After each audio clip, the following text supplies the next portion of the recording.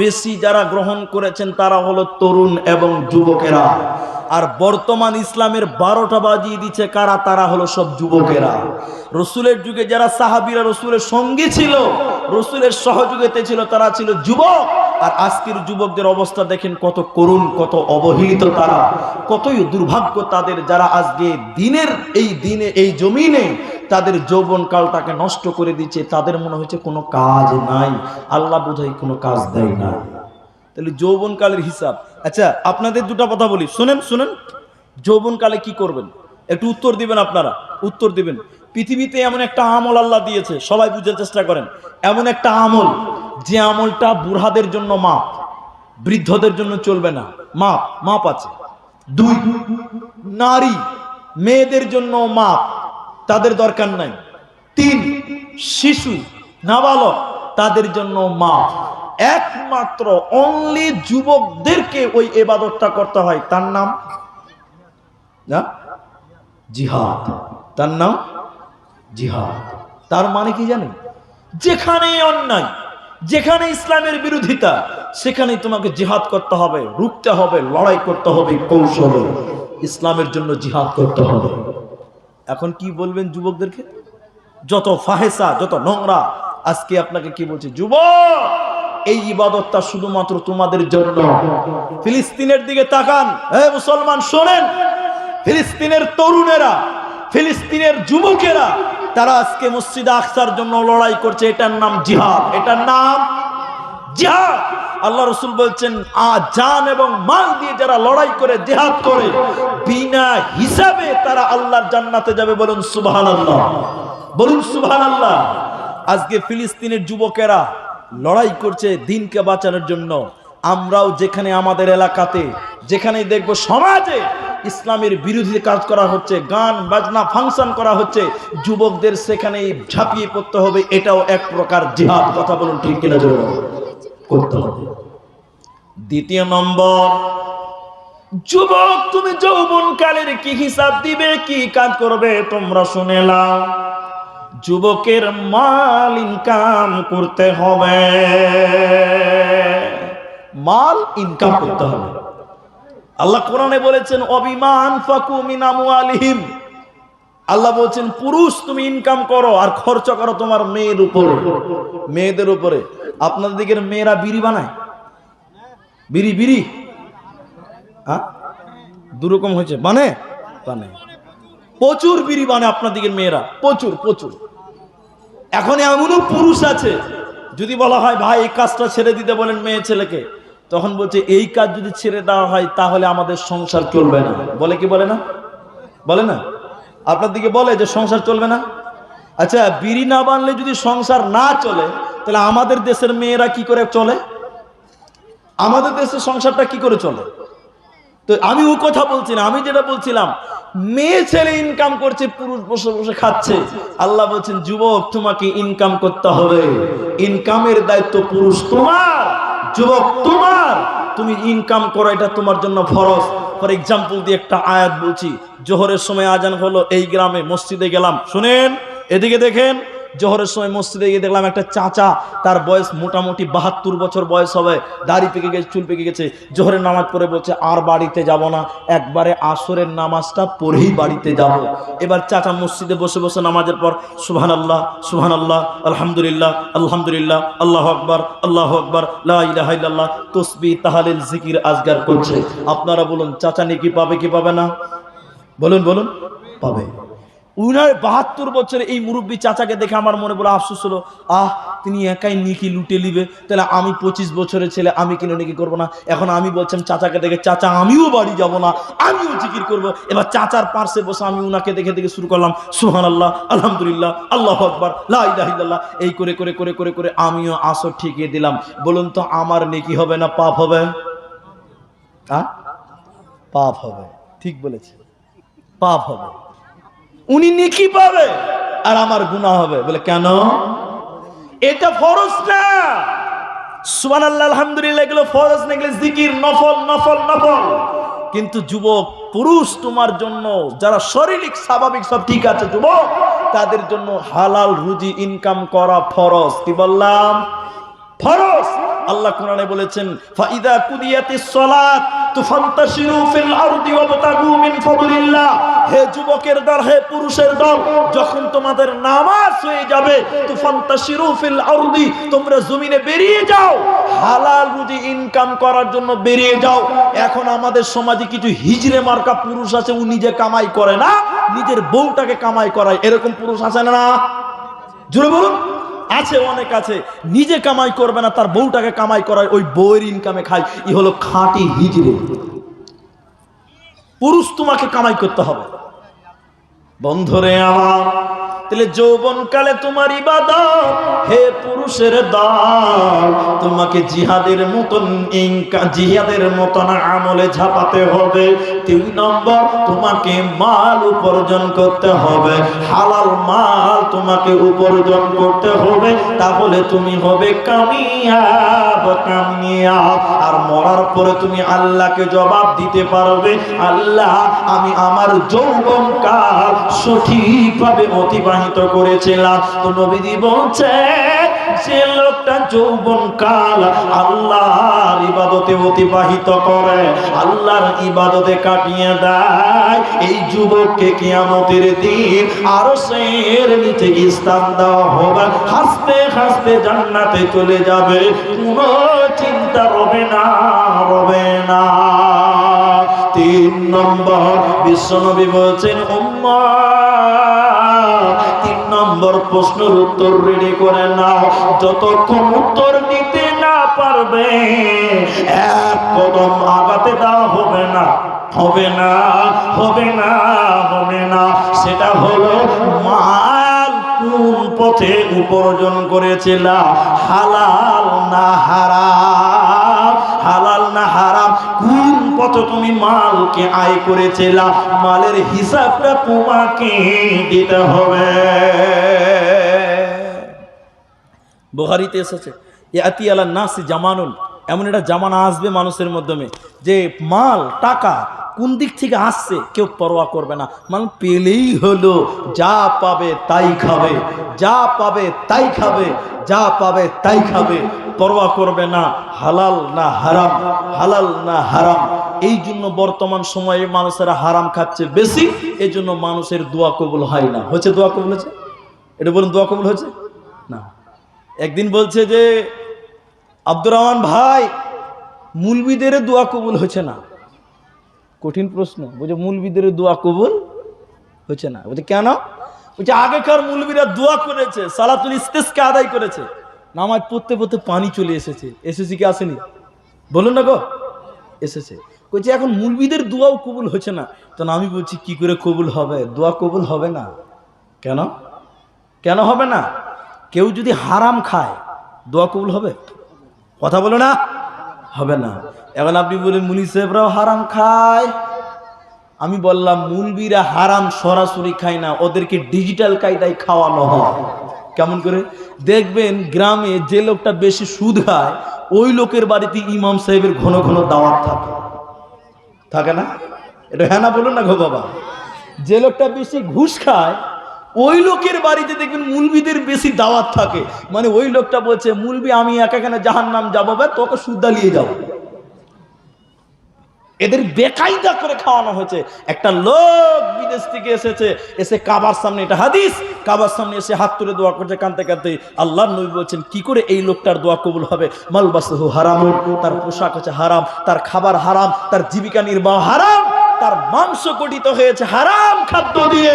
রাসূল বলছেন এর দোয়া কি করে কবুল হতে পারে? আর আল্লাহ রাসূল বলছেন লা ইয়াদখুলুল জান্নাতা জাসাদুন গুযিয়া বিল হারাম, ওই শরীর জান্নাতে যাবে না। আমি আব্দুর রহমান অনুবাদ করে দিয়ে যাচ্ছি। আল্লাহ রাসূল বলছেন ওই শরীর জান্নাতে যাবে না। লা ইয়াদখুলুল জান্নাতা জাসাদুন গুযিয়া বিল হারাম, যেই শরীর হারাম খেয়ে হারাম খেয়ে হারাম খেয়ে গঠিত হয়েছে, ওই শরীর জান্নাত যাবে না, যাবে না, যাবে না। আল্লাহ রাসূল বলছেন মাল কোন দিক থেকে আসলো, এই হিসাবটা কিয়ামতের দিন তোমাকে দিতে হবে। কোটি টাকার মালিক তুমি, এই কোটি টাকার হিসাবটা তোমাকে দিতে হবে।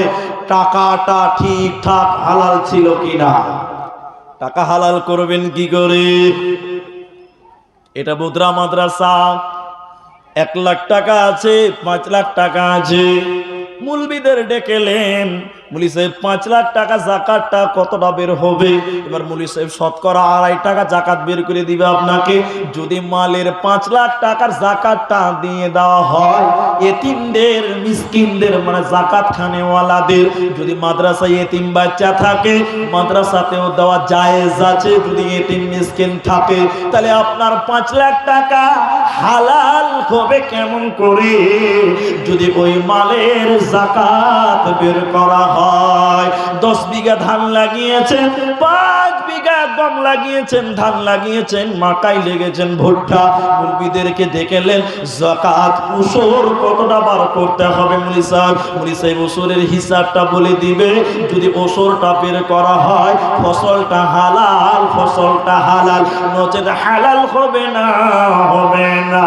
মালের যাকাত বের করতে হবে, তাহলে তোমার মালটা হালাল, নচেত মাল কোনোদিন হালাল হবে না।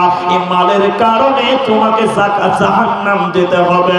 আর মাল কোন পথে এলো? তুমি যে ব্যবসাটা করছো, তুমি যে দোকানটা করছো, দোকানি, তোমার দোকানে তামাক পাওয়া যায়, তোমার দোকানে মদ পাওয়া যায়, তোমার দোকানে নেশা পাওয়া যায়, তোমার ইনকাম হারাম, তোমার ইনকাম হারাম, তোমার ইনকাম হারাম। আল্লাহর নবী বলছেন প্রতিটি মানুষকে কিয়ামতের দিন জিজ্ঞাসা করা হবে মাল কিভাবে উপার্জন করেছিলা, এই মালের হিসাবটা তোমাকে দিতে হবে, নচেত এক কদম আগাতে দেওয়া হবে না, হবে না, হবে না।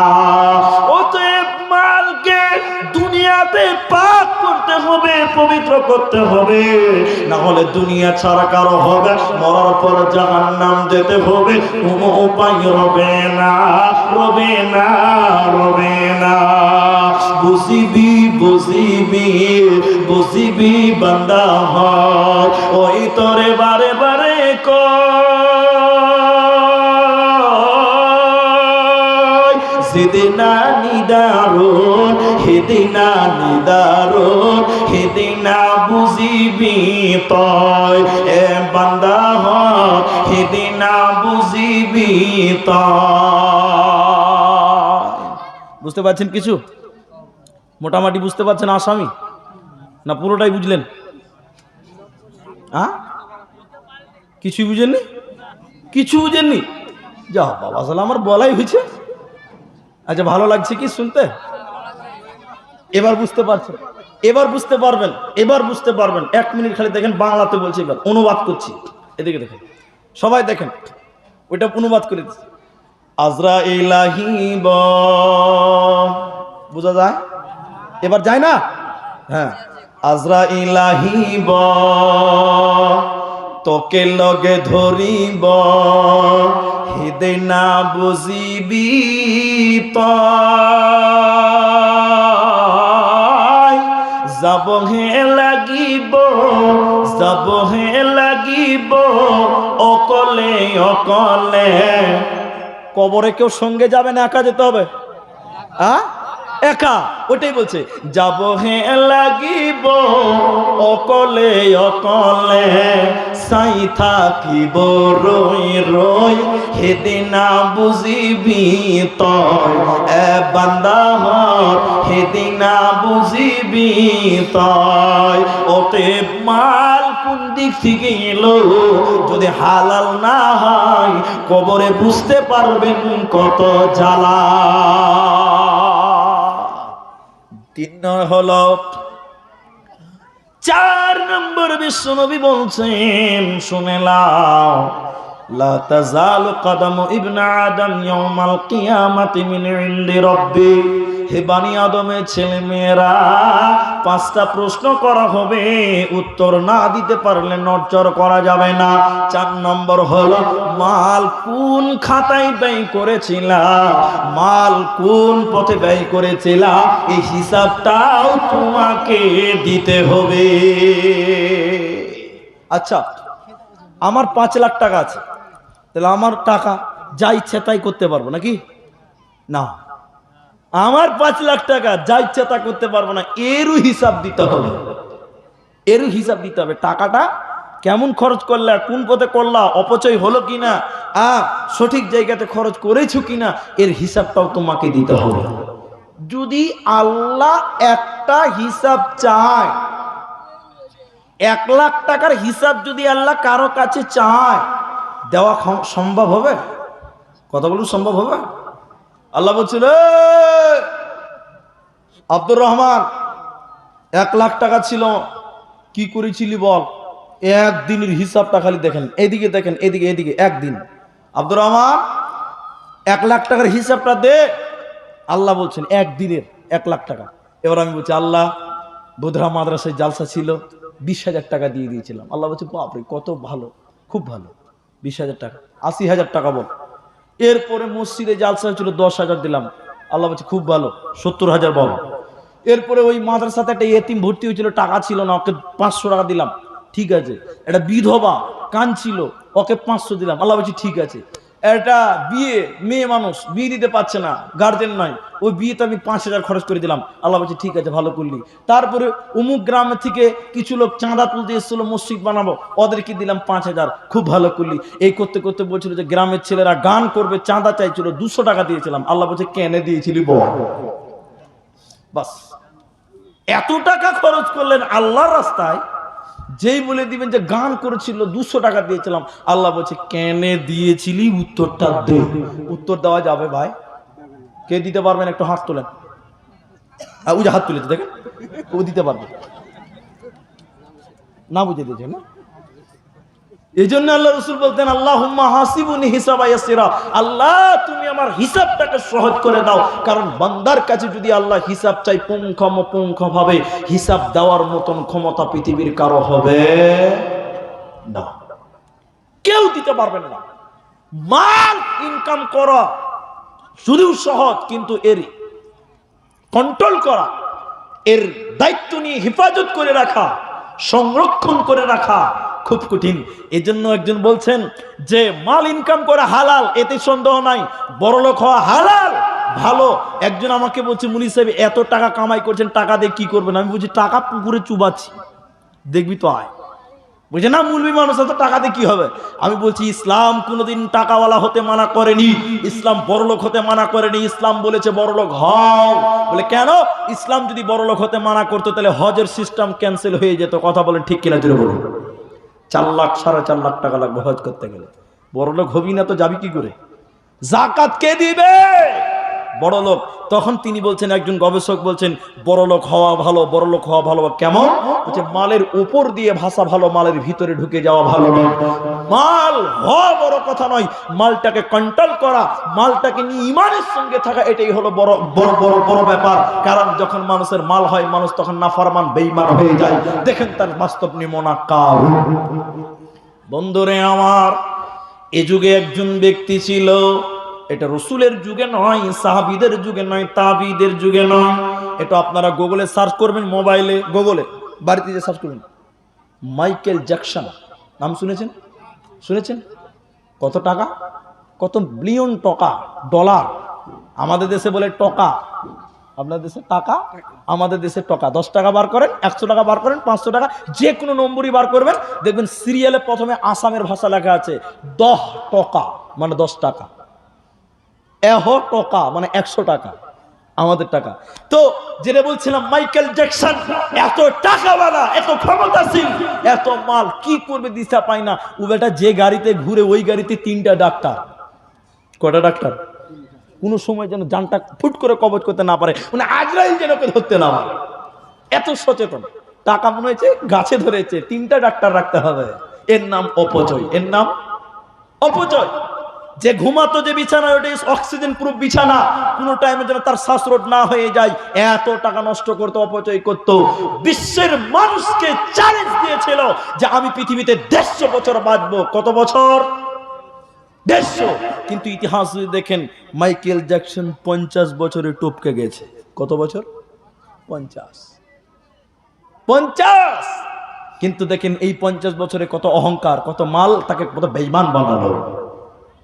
কারুন একজন লোক, কারুন এত মাল, এত দৌলত, এত ক্ষমতা, এত অর্থ, আল্লাহ তাকে দিয়েছিল, সেই কারণ অহংকার করেছিল, আল্লাহ তার মাল জমিনে দাবিয়ে দিয়েছে।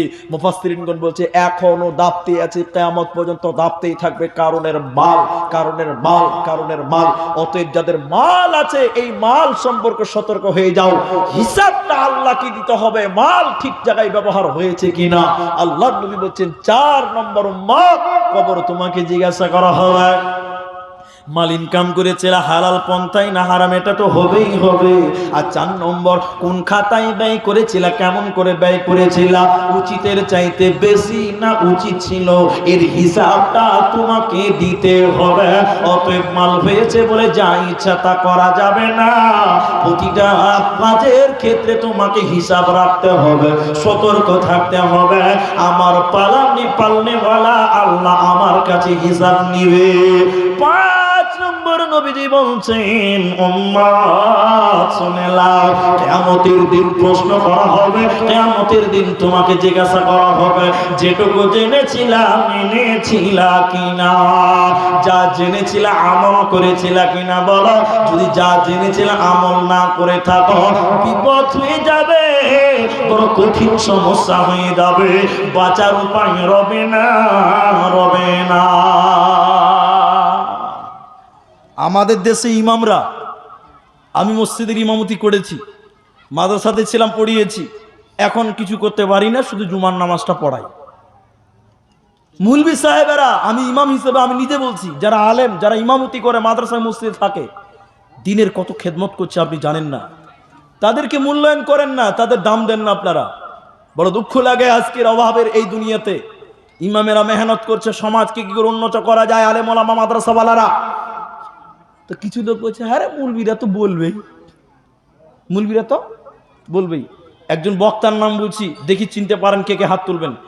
শেখ আব্দুল্লাহ বিন ইদ্রিস রাহেমাহুল্লাহ, নাম শুনেছেন? কে কে শুনেছেন হাত তুলেন দেখি। চিনেন আব্দুল্লাহ বিন ইদ্রিসকে? জি, অনেকে চিনতেন। জি, আমাকে মামা বলতেন, বেগুনবাড়ি মুর্শিদাবাদ। ইনারা তো ভালো চিনেন, খুব মিষ্টি জবানের ছিল, আল্লাহু আকবার, হকপন্থী আলেম ছিলেন, খুব পরেশগার লোক ছিলেন। তো মামা আমাকে মামা বলার কারণ ছিল, তার মামার নাম ছিল আব্দুর রহমান, ওনার নিজের মামার নাম আব্দুর রহমান, আমাকে মামা বলতো, ওই সূত্রে আমিও মামা বলতাম। তো ওই মামার ছেলে একজন, তার নাম হলো আহমাদুল্লাহ, 2টা ছেলে আছে সম্ভবত, একটা আহসানুল্লাহ, একটা আহমাদুল্লাহ। কথাটা শুনেন, 1 মিনিটের মধ্যে হয়ে যাবে। বীরভূমে জালসা, লাভপুর থানা মিরবাঁধ, গ্রামের নামটা বলেই দিলাম। উনি আমার আগে বয়ান করছে হারাম সম্পর্কে, হারাম, নেশা হারাম, বিড়ি হারাম, তামাক হারাম, বিড়ি হারাম হারাম করছে, জালসা করছে।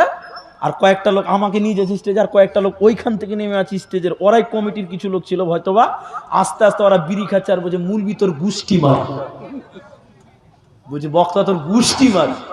মানে তারা বলতে চেয়েছে মুলবিরা তো বলবেই, কি দরকার শোনা, মুলবিদের সব কথা শুনতে হবে না। এরকম রোগের লোক আছে না? আল্লাহর নবী বললেন যা শুনেছো তা মেনেছো কিনা, যা জেনেছো তা মেনেছো কিনা বলো। সাহাবীদের অভ্যাস ছিল ক্বালু সামিনা ওয়া আতানা, তারা যখন শুনতেন তখন তারা মানতেন। সাহাবীরা শুনলে ইতাআত করতেন, অনুসরণ করতেন। তো আপনি যেটা জানেন সেটা মানেন কি মানেন না, জেনে শুনে মানেন না, এই জানাটা আপনার বিপদ হয়ে যাবে, বিপদ হয়ে যাবে, বিপদ হয়ে যাবে। আল্লাহ বলবেন বান্দা মাননি কেন, মাননি কেন? অতএব তুমি যেটা জানো এটা ভালো, ভালোকে ভালো করে মেনে নাও, এটা খারাপ সে থেকে বেরিয়ে এসো।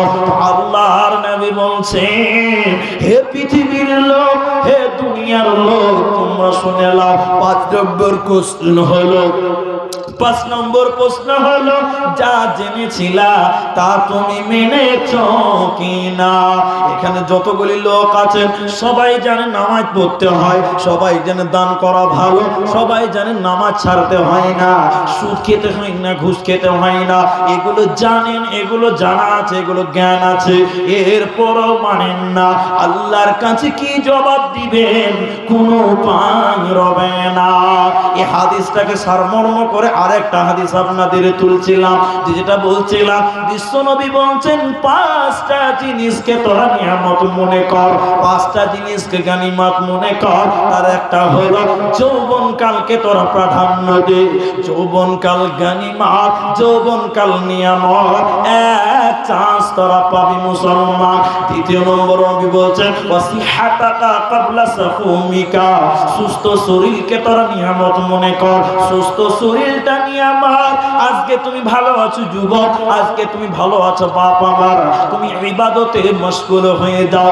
যেদিন জ্বর হবে, যেদিন প্রেসার হবে, যেদিন থাইরয়েড হবে, সুগার হবে, সেদিন ইবাদতে তুমি একদম একদম ইখলাসের সঙ্গে করতে চাইলেও করতে পারবে না, পাবান্দি ইবাদত করতে পারবে না, তোমার রোগ তোমার বাধা হয়ে দাঁড়াবে। তাহলে যৌবনকে মূল্যায়ন করো, যৌবন ফুরিয়ে যাওয়ার আগে সুস্থ শরীরকে মূল্যায়ন করো, অসুস্থ হয়ে যাওয়ার আগে। তিন নম্বর নবীজি বলছে হে পৃথিবীর লোক তোমরা শুনে নাও, তিন নম্বর নবীজি বলছে মাল একটা নিয়ামত হাত ছাড়া হয়ে যাওয়ার আগে। মাল ইনকাম করবেন হালাল, এটার হিসাব, মাল ব্যয় করবেন এটার হিসাব। তবে এই যে মালটা আল্লাহ দিয়েছেন এটা আপনাকে পরীক্ষা করার জন্য দিয়েছেন। মাল এটা আল্লাহর একটা নিয়ামত, এটা গনিমত মনে করো, মাল একটা নিয়ামত হাতছাড়া হয়ে যাওয়ার আগে। অতএব মাল তুমি ঠিক ঠিক কাজে লাগিয়ে দাও। ভাই আমার যারা উঠছেন চলে যাচ্ছেন, আপনাদের দিনী ভাই আমি, এটা একটা মাদ্রাসার জালসা, এটা একটা মাদ্রাসার জালসা। শোনেন এদিকে শোনেন ভাই, 12টা বেজে গেছে মনে হয় নাকি, 12টা বেজে গেছে না, ওই লিগেই তো লোক পালাইছে। জি 12টা বাজে ভাই, শুনেন বসেন, আমি হাদিসটা শেষ করি, দুটো হাদিসকে সামঞ্জস্য করে আপনাকে একটা জিনিস বুঝাবো, এই জন্য আরেকটা হাদিস তুললাম। এটাও 5টা ওটাও 5টা, আপনারা চলেই যাবেন অন্তত কয়টা বাজে, 5 8, হ্যাঁ ওইরকম। আপনারা আর 20-25 মিনিট টাইম বসেন, 20-25 মিনিট টাইম বসেন, এর আগে উঠিয়েন না। এত মোটামুটি 35 অব্দি বসেন। একটু বলেন ইনশাল্লাহ, ইনশাল্লাহ বলুন। হাত তুলেন দিকে ভাই, আপনাদের কথা আমি বুঝতে পারছি না। হাত তুলেন, হাত নামাবেন না, হাত তুলেন, সবাই হাত নামাবেন না। বলুন 35-এর আগে উঠবো না ইনশাল্লাহ, ইনশাল্লাহ বলুন। ইনশাল্লাহ বললে পাপ হয় না। আরেকজনের দেখেন ইনশাল্লাহর ফজিলত দেখেন, এখন উঠে গেছে। জি ভাই আপনারা বসেন 35 মিনিট, 35 অব্দি মানে আধা ঘন্টা সামথিং কম আছে, বেশি নাই, 25-26 মিনিট টাইম। আপনারা মেহেরবানি করে বসুন। আমি হাদিসটা শেষ করে একটা হাদিস আপনাদের এক্সট্রা বলবো, এক্সট্রা ভাবে জান্নাতে যাওয়ার একটা সহজ পথ আজকের আলোচনায় দিবেন, শুনবেন, আপনারা একটু আমলের চেষ্টা করবেন। আপনি যদি দান না করেন আপনার আমি কলার ধরে নিতে পারবো না, পারবো না। দান না করলেও বসবেন, যারা দান করবে তাদেরকে দোয়া দিবেন ইনশাআল্লাহ। আর একটা কথা মাঝখানে বলি, বর্তমান পৃথিবীতে দেখছেন ফিলিস্তিনের করুণ অবস্থা, দেখতে পেয়েছেন তো?